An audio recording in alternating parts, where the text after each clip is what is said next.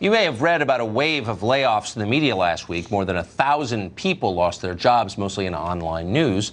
Some of the biggest losses were at BuzzFeed. About 220 employees got fired there.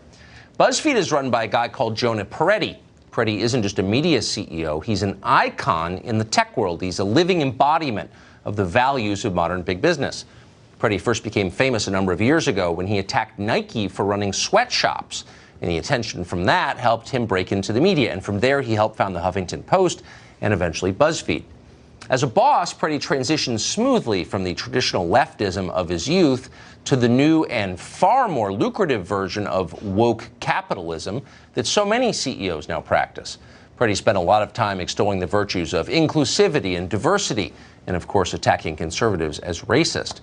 At the same time, Peretti crushed the efforts of his own staff to unionize. He argued it wouldn't be right for BuzzFeed because unions are only good for, quote, replaceable employees.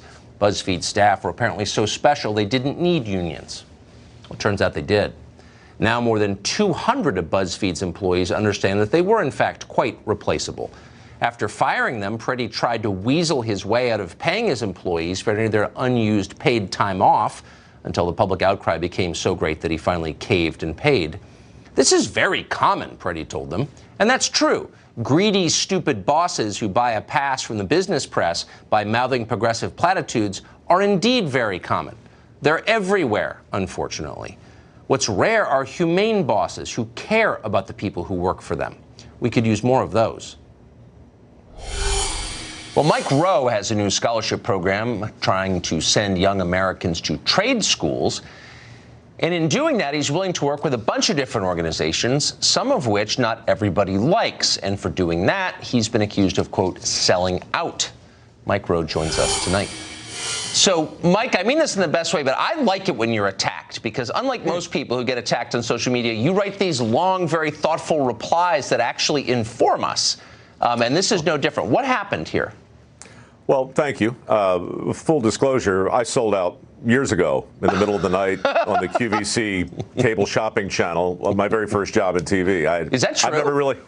Yeah.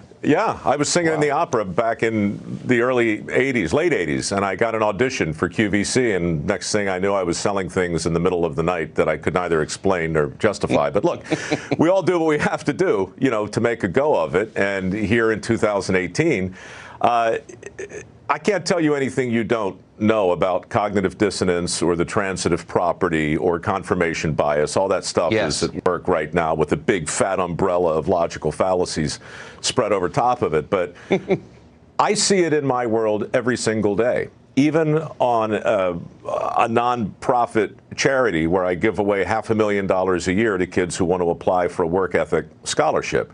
If I take money from a company or an individual who wants to help me in that effort, they need to comport with whatever list you have in your mind of approved networks, personalities, and causes. Once upon a time, we distanced ourselves from people that we didn't necessarily agree with. But today, we distance ourselves from people who sit too close to people with whom we disagree. And again, this isn't headline news, but in my little world, 6 years ago, it started when I had the temerity to talk to Glenn Beck and Bill Maher in the same week about the same topic, and people's heads exploded. So how do you respond? I mean, does reason work? You wrote a very, I thought, thoughtful, which people should, it's on Facebook, look it up, it's worth reading, but a thoughtful response to someone who said you sold out. But does it work? Does reason convince people anymore? Well, look, Facebook, it's got its pros and it's got its cons. To be honest, one-on-one, I don't know. I feel like today people are so dug in behind whatever position they espouse that you simply aren't going to convert. But Facebook is a public forum. I've got 5 million people on my page, and the reason I take time to try and have something that passes for thoughtful discourse is because it gets passed around. Yeah. And there are people out there in the middle who are willing, in this case, for instance, to say, well, maybe Charles Koch isn't the person that I've heard he was, or maybe Tucker Carlson isn't the person. Look, I'm going to get killed tonight. Oh, no, he is. He's every bit the man you think he is. So, listen, I mean, I don't mind, but they're just, to me, it's not a problem because I'm a public figure running a public charity, and I can take a public platform and turn this kind of nonsense into what might be a thoughtful back and forth that might, in fact, change someone's mind. Let's face it, it's also great publicity. It's hard to give away $500,000 through the lens of work ethic. MikeRoweWorks.com right now if you want to apply for a work ethic scholarship. But look, that's what it is. I'm reduced to shameless plugs on your show because I don't really know how else to put that message out there without inflaming somebody who's going to start the sentence with, Mike Rowe, I've always been a fan of yours, but ...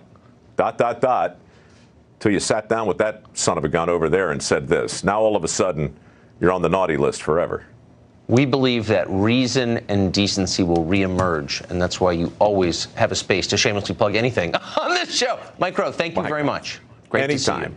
I appreciate it. Just think about that BuzzFeed story.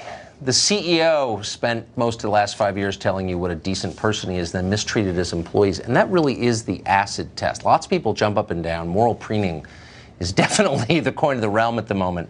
When you hear someone talking about how he's morally superior to you, check and see how he treats his employees. Find out what his kids think of him. That's really the test. There's no other test.